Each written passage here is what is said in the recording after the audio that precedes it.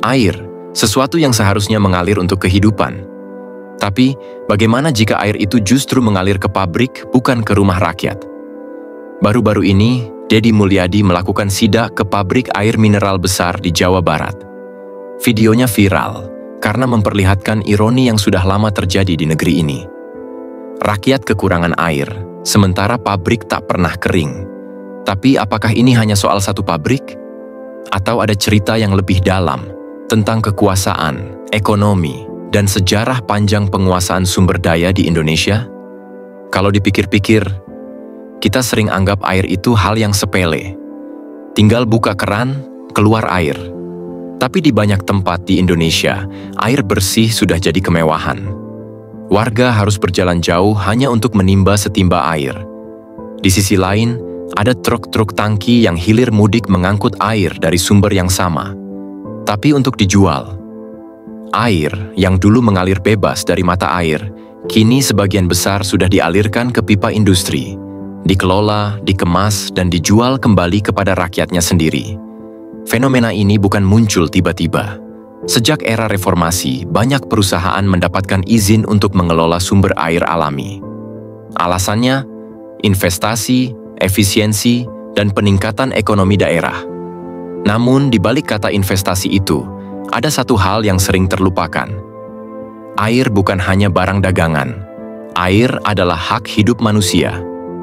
Masalahnya, ketika sumber air berubah jadi komoditas, siapa yang paling diuntungkan? Apakah warga sekitar yang menjaga sumber itu selama puluhan tahun? Atau mereka yang memegang izin di atas kertas? Dan disinilah konflik mulai muncul antara kepentingan bisnis dan hak ekologis masyarakat. Karena bagi rakyat kecil, air bukan sekadar angka di laporan keuangan, tapi napas kehidupan yang mengalir di setiap tetesnya. Masalah air di Indonesia bukan cuma soal kekeringan atau cuaca ekstrem. Lebih dalam dari itu, ada persoalan tata kelola, kebijakan, dan kepentingan. Sejak awal era reformasi, banyak daerah mulai membuka izin eksploitasi air kepada swasta. Katanya supaya pengelolaan lebih efisien dan negara bisa dapat pemasukan. Tapi realitanya, tak semua berjalan adil. Banyak perusahaan besar yang akhirnya menguasai sumber air strategis. Sementara di sisi lain, warga sekitar yang hidup di sekitar mata air itu selama puluhan tahun justru kesulitan mendapatkan air bersih. Air yang dulunya dikelola bersama, kini masuk ke dalam rantai ekonomi, diukur, diatur, dan dijual. Dan di balik semua itu, ada lapisan politik yang sering tak terlihat. Siapa yang memberi izin, siapa yang diuntungkan, dan siapa yang akhirnya harus menanggung dampaknya.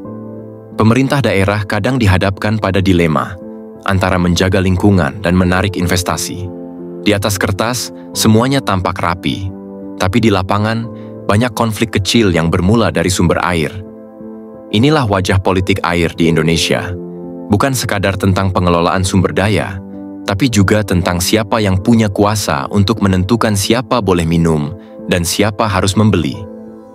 Dan saat kuasa atas air sudah berpindah ke tangan segelintir pihak, maka disitulah rakyat kecil mulai kehilangan kendali atas hak paling dasar mereka, hak untuk hidup dari air. Kalau kita menengok ke belakang, pola ini bukan hal baru. Dulu, di masa kolonial, tanah-tanah subur di Jawa dikuasai oleh partikelir dan perusahaan asing. Rakyat menjadi buruh di tanahnya sendiri.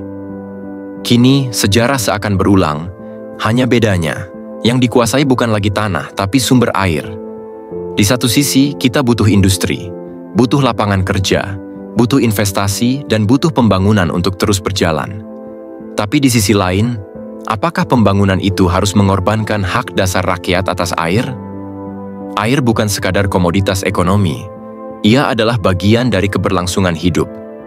Dari petani yang menyiram sawahnya, ibu-ibu yang menimba di sumur, sampai anak-anak yang bermain di tepian sungai. Ketika air mulai diperlakukan sebagai barang dagangan, maka kita sedang berjalan di jalan yang berbahaya. Jalan yang bisa membuat kita lupa bahwa setiap tetes air adalah milik bersama. Mungkin pertanyaannya bukan lagi siapa yang salah, tapi apa yang bisa kita ubah agar hak rakyat dan kebutuhan industri bisa berjalan berdampingan. Pemerintah, perusahaan, dan masyarakat, semuanya punya peran. Karena menjaga air berarti menjaga kehidupan itu sendiri.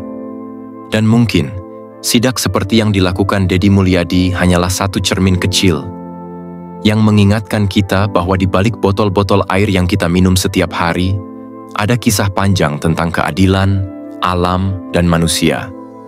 Pertanyaannya sekarang adalah, apakah kita siap memastikan bahwa air tetap mengalir untuk semua, bukan hanya untuk mereka yang bisa membelinya?